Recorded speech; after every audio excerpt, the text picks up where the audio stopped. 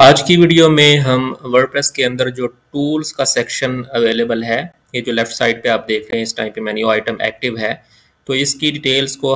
इसका हम ओवरव्यू लेंगे। इसके जो मेन फीचर्स हैं उनको जस्ट गो थ्रू करेंगे। तो अगर आप इसके मेन मेन्यू आइटम पे क्लिक करें और अवेलेबल टूल्स पे जब आप जाएंगे, जो फर्स्ट इसका मेन्यू आइटम है सब मेन्यू आइटम, तो इस पे कुछ टूल्स आपके पास अवेलेबल है। तो यहाँ पे अभी हमारे पास एक टूल अवेलेबल है। अगर आप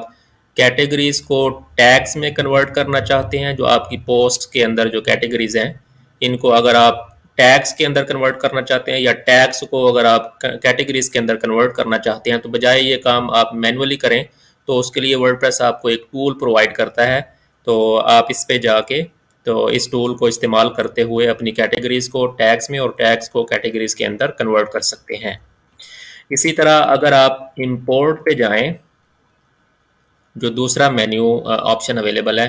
तो अब लेट्स से कि आपने किसी और प्लेटफॉर्म पे पहले अपना एक ब्लॉग डेवलप किया और फिर आप उसको इंपोर्ट करना चाह रहे हैं, उन ब्लॉग पोस्ट को आप इंपोर्ट करना चाह रहे हैं अपनी वर्डप्रेस की वेबसाइट के अंदर। तो उसके लिए वर्डप्रेस आपको कुछ इंपोर्ट के लिए टूल्स प्रोवाइड करता है। जैसे फॉर एग्जांपल, अगर आपने ब्लॉगर एक प्लेटफॉर्म है जो गूगल प्रोवाइड करता है, तो अगर आपने उस पर एक ब्लॉग पहले बनाया हुआ था और उसके आप पोस्ट को, कमेंट्स को, यूज़र्स को अगर आप ब्लॉगर के ब्लॉग से माइग्रेट करना चाहते हैं या इंपोर्ट करना चाहते हैं अपनी वर्डप्रेस वेबसाइट के अंदर, तो उसके लिए आप इस टूल को इस्तेमाल कर सकते हैं। आप यहाँ से इसकी फर्दर डिटेल्स को देख सकते हैं और जब आप इसको यूज़ करना चाहें तो आप यहाँ से इंस्टॉल करेंगे तो एक एक्स्ट्रा प्लगइन जो है वो आपकी वेबसाइट के अंदर ऑटोमेटिकली इंस्टॉल हो जाएगा और फिर आप उसको यूज़ करते हुए आप अपनी जो ब्लॉगर का ब्लॉग पोस्ट हैं या कमेंट्स हैं उनको आप वर्डप्रेस वेबसाइट के अंदर इंपोर्ट कर सकते हैं। इसी तरह जैसे हमने पहले डिस्कस किया, अगर आप कैटेगरीज और टैग्स को आपस में कन्वर्ट करना चाहते हैं तो ये भी टूल है जिसको आप सबसे पहले इंस्टॉल करेंगे तो एक एक्स्ट्रा प्लगइन या एक एक्स्ट्रा फंक्शनैलिटी जो है वो आपकी वेबसाइट के अंदर इंस्टॉल हो जाएगी और यहीं पे एक बटन आ जाएगा जिसको इस्तेमाल करते हुए आप अपने जो कैटेगरीज हैं उनको टैग्स में और टैग्स को कैटेगरीज के अंदर कन्वर्ट कर सकते हैं। इसी तरह कुछ और प्लेटफॉर्म्स हैं जैसे कि लाइव जर्नल है, movable type and type pad, RSS feed को अगर आप इंपोर्ट करना चाहें अपने वर्डप्रेस के अंदर, या टम्बलर जो प्लेटफॉर्म है इसकी पोस्ट को अगर आप अपनी वर्डप्रेस वेबसाइट के अंदर इंपोर्ट करना चाहें तो आप ये डिफरेंट जो टूल्स हैं इनको इस्तेमाल कर सकते हैं। इसी तरह अब कुछ प्लेटफॉर्म्स हैं जो जस्ट आपको RSS फीड एक्सपोर्ट करने की ऑप्शन प्रोवाइड करते हैं। तो अगर आपके पास RSS फीड अवेलेबल है तो आप इसको इस्तेमाल करते हुए उन पोस्ट को अपनी वेबसाइट के अंदर इंपोर्ट कर सकते हैं इस टूल को इस्तेमाल करते हुए। और इसी तरह जब आप वूकॉमर्स प्लगइन इंस्टॉल करते हैं तो वो आपको दो टूल्स आपको प्रोवाइड करता है। अगर आपने किसी और वेबसाइट के अंदर अगर वूकॉमर्स इंस्टॉल्ड हो और उसके अंदर आपकी कुछ प्रोडक्ट्स ऑलरेडी आपने ऐड की हुई हों और उनको अगर आप अपनी इस वेबसाइट के अंदर इंपोर्ट करना चाहें वूकॉमर्स के अंदर, तो आप इस टूल को इस्तेमाल कर सकते हैं। इसी तरह अगर आपने किसी और वेबसाइट के अंदर जिसके अंदर वूकॉमर्स इंस्टॉल था तो उसके अंदर अगर आपने टैक्स रेट्स वगैरह डिफाइन किए हुए थे और वहाँ से आप टैक्स रेट्स को एक्सपोर्ट करके तो इस टूल को इस्तेमाल करते हुए उन्हीं सेटिंग्स को और उन्हीं टैक्स रेट्स को आप इस अपनी नई वेबसाइट के अंदर इंपोर्ट कर सकते हैं इस टूल को इस्तेमाल करते हुए। इसी तरह अगर आपने कोई और वर्डप्रेस की वेबसाइट ऑलरेडी डेवलप की हुई हो और उसके अगर आप पोस्ट को, पेजेस को, कमेंट्स को, कस्टम फील्ड्स, कैटेगरीज और टैग्स को अगर आप एक्सपोर्ट करके तो इस अपनी वर्डप्रेस वेबसाइट के अंदर इंपोर्ट करना चाहते हैं तो आप इस टूल को इस्तेमाल कर सकते हैं। आप अपनी पहले वाली जो वर्डप्रेस वेबसाइट जो आपने ऑलरेडी डेवलप की हुई है उसके अंदर जाएंगे, लॉगिन करेंगे और एक्सपोर्ट पे जाएंगे। एक्सपोर्ट पे जाके एक्सपोर्ट पे क्लिक करके तो आप अपनी वेबसाइट का जो सारा डेटा है उसको एक्सपोर्ट कर लेंगे और फिर इस टूल को इस्तेमाल करते हुए इसको इंस्टॉल करने के बाद आप उस पुरानी वेबसाइट के जो कमेंट्स, पेजेस और सारी चीज़ें हैं उनको यहाँ से इस टूल को इस्तेमाल करते हुए आप उसके डेटा को इंपोर्ट कर सकते हैं अपनी इस वेबसाइट के अंदर। तो इसके बाद हमारे पास नेक्स्ट मेन्यू आइटम है एक्सपोर्ट का। तो इस पे अगर हम क्लिक करें तो इसमें हम क्या कर सकते हैं कि हम अपनी जो ये वाली करंट वेबसाइट है जिसके अंदर अभी हम लॉग्ड इन है, इसका डेटा हम एक्सपोर्ट कर सकते हैं। तो दो ऑप्शंस हमारे पास अवेलेबल हैं। एक तो अगर आप ऑल कंटेंट पे क्लिक करेंगे तो आपकी जितनी भी पोस्ट हैं, पेजेस हैं, कमेंट्स हैं, सारी चीज़ें, नेविगेशन मेन्यूज, कस्टम पोस्ट, सारा डेटा जो है आपका एक्सपोर्ट हो जाएगा। और अगर आप किसी पर्टिकुलर सेक्शन को एक्सपोर्ट करना चाहते हैं, फॉर एग्जांपल अगर आप जस्ट पोस्ट को करना चाहते हैं तो आप इस पर क्लिक कर देंगे और इस पे भी आप आगे फर्दर कुछ फिल्टर्स लगा सकते हैं कि जैसे आप किसी पर्टिकुलर कैटेगरी को एक्सपोर्ट करना चाहते हैं या सारी कैटेगरीज को एक्सपोर्ट करना चाहते हैं, किसी पर्टिकुलर ऑथर के कंटेंट को एक्सपोर्ट करना चाहते हैं एंड सो ऑन। आप डिफरेंट फिल्टर्स को इस्तेमाल करते हुए पोस्ट को एक्सपोर्ट कर सकते हैं। या अगर आप सिर्फ पेजेस को एक्सपोर्ट करना चाहते हैं तो उसके लिए मुख्तलिफ ऑप्शंस अवेलेबल हैं। या जस्ट आप प्रोडक्ट्स को, अगर आपने वो कॉमर्स किया हुआ है तो प्रोडक्ट्स, वेरिएशंस, ऑर्डर्स वगैरह को, तो अगर आप इंडिविजुअली इनको एक्सपोर्ट करना चाहें तो आप इस ऑप्शन को यूज़ करेंगे। अगर आप सारे कंटेंट को एक ही दफ़ा में एक्सपोर्ट करना चाहें तो आप ऑल कंटेंट की ऑप्शन को इस्तेमाल करेंगे। और ये यहाँ से जब आप इसको एक्सपोर्ट करेंगे तो ये इस फॉर्म के अंदर आपका जो डेटा है ये एक्सपोर्ट होगा और इस डेटा को फिर आप किसी और वर्डप्रेस वेबसाइट के अंदर इंपोर्ट कर सकते हैं, जो टूल हमने ऑलरेडी इंपोर्ट वाला डिस्कस कर लिया है। इसको इस्तेमाल करते हुए फिर आप इस कंटेंट को किसी और वेबसाइट के अंदर इंपोर्ट कर सकते हैं। इसके बाद हमारे पास एक ऑप्शन अवेलेबल है साइट हेल्थ का। ये बड़ा एक यूज़फुल ऑप्शन है और इसके थ्रू आप अपनी जो वेबसाइट है वर्डप्रेस की, उसकी जो ओवरऑल हेल्थ है उसको आप मेजर कर सकते हैं। तो अगर आपकी वेबसाइट के अंदर कुछ डेफिशिएंसीज होंगी, कुछ प्रॉब्लम्स होंगी सिक्योरिटी के हवाले से या परफॉर्मेंस के हवाले से, तो वो जो इश्यूज हैं वो यहाँ पे हाईलाइट हो जाते हैं और ओवरऑल जो आपकी साइट का जो रैंक है वो यहाँ पे मेंशन्ड होता है। तो इसमें दो टैब्स हमारे पास अवेलेबल हैं। एक स्टेटस की है, स्टेटस के अंदर ओवरऑल आपकी जो साइट का जो स्टेटस है वो शो होता है।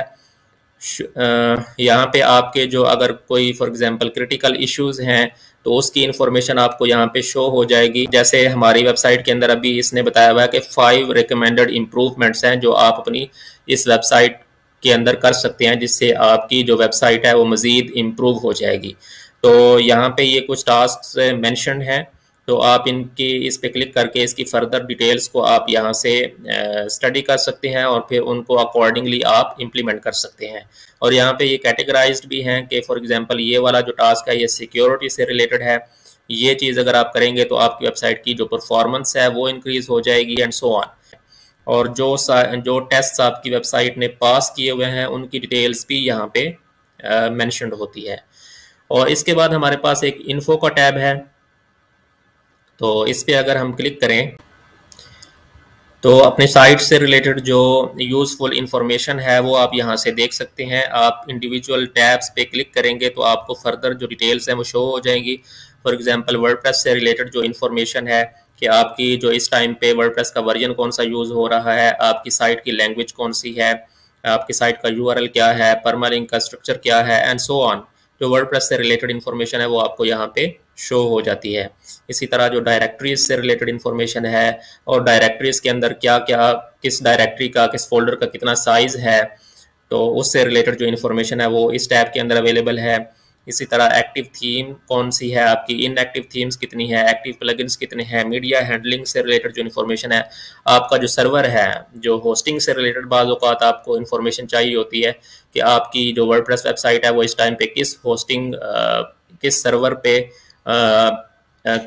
पे होस्टेड है और आपकी जो सर्वर है उसका PHP का वर्जन कौन सा है जो इस टाइम पे एक्टिव है। तो और इसी तरह जो आपकी मैक्सिमम इनपुट वेरिएबल्स हैं, जो PHP से रिलेटेड कुछ इन्फॉर्मेशन आपको चाहिए होती है सर्वर्स के अंदर, तो वो आप यहाँ से देख सकते हैं। ये इन्फॉर्मेशन जो है ये काफ़ी यूज़फुल है। बाज़ औक़ात आपने कोई एरर जो है वो डीबग करना होता है तो उसके अंदर आपको सर्वर की इन्फॉर्मेशन की ज़रूरत पड़ती है, तो वो आप यहाँ से देख सकते हैं। आप डेटाबेस कौन सा यूज़ कर रहे हैं और आपके सर्वर के ऊपर जो डेटाबेस का वर्जन है वो कौन सा है, और इसी तरह की जो मज़ीद डिटेल्स हैं जो डेटाबेस से रिलेटेड हैं वो आप यहाँ से देख सकते हैं। इसी तरह वर्डप्रेस के कॉन्स्टेंट्स जो हैं वो कौन कौन से इस टाइम पे यूज़ हो रहे हैं और उनकी वैल्यू क्या है वो आप यहाँ से देख सकते हैं।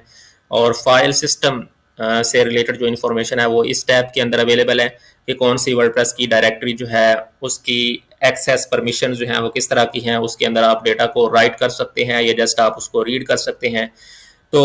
इन्फो की टैब के अंदर बेसिकली आपकी जो साइट है उसके रिलेटेड जो यूज़फुल इंफॉर्मेशन है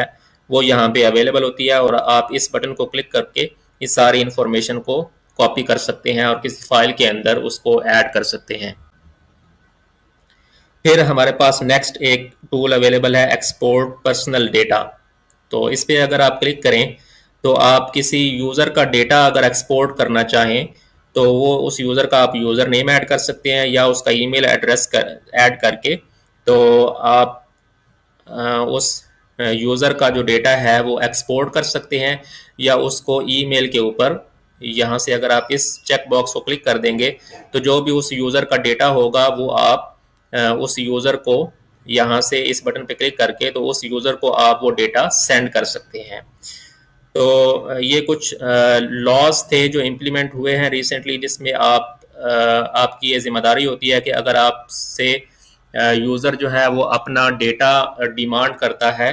तो आप उसका डेटा जो है उसको प्रोवाइड करने के ज़िम्मेदार होते हैं। तो अगर वो आपसे रिक्वेस्ट करता है डेटा की तो आप यहाँ से सिंपली उसका यूज़र नेम ऐड करके तो इस बटन के थ्रू आप उसको उसका पर्सनल डेटा जो है वो सेंड कर सकते हैं। इसी तरह अगर आप किसी का पर्सनल डेटा इरेज करना चाहें तो ये भी कई दफ़ा लॉज की रिक्वायरमेंट्स होती हैं कि कई दफ़ा आपका यूज़र जो है वो कहता है कि मेरा जो डेटा है अपनी वेबसाइट से वो इरेज कर दें। तो उसी तरह आप उसका यूज़र का यूज़र नेम और या ईमेल एड्रेस के थ्रू उसको सर्च करके तो इसको आप इस बटन पे क्लिक करके तो इरेजर की रिक्वेस्ट है वो आप जनरेट कर सकते हैं। वो रिक्वेस्ट जो है वो यूज़र के ईमेल पे चली जाएगी और वहाँ से वो अपने डेटा को इरेज कर सकता है। इसके अलावा कुछ और प्लगइन्स होते हैं जो कि अपने कुछ टूल्स जो हैं वो आपकी वेबसाइट के अंदर इंस्टॉल कर देते हैं, जैसे कि ये स्केड्यूल्ड एक्शंस हैं। तो ये जो टूल है ये WooCommerce प्लगइन जो है वो इंस्टॉल करता है। तो इसके अंदर वो तमाम एक्शंस होते हैं जो स्केड्यूल्ड हुए होते हैं, और इसकी तफसीलात को आप फर्दर यहाँ से देख सकते हैं कि स्केड्यूल्ड एक्शंस वो होते हैं जो किसी एक पर्टिकुलर टाइम पे, जो फ्यूचर के अंदर किसी टाइम पे ऑटोमेटिकली इम्प्लीमेंट होते हैं। तो मुख्तलिफ जो प्लगइन्स हैं वो अपने जो टूल्स हैं वो अपनी आपकी वेबसाइट के अंदर इंस्टॉल कर देते हैं जब आप उस प्लगइन को इस्तेमाल करते हैं या इंस्टॉल करते हैं।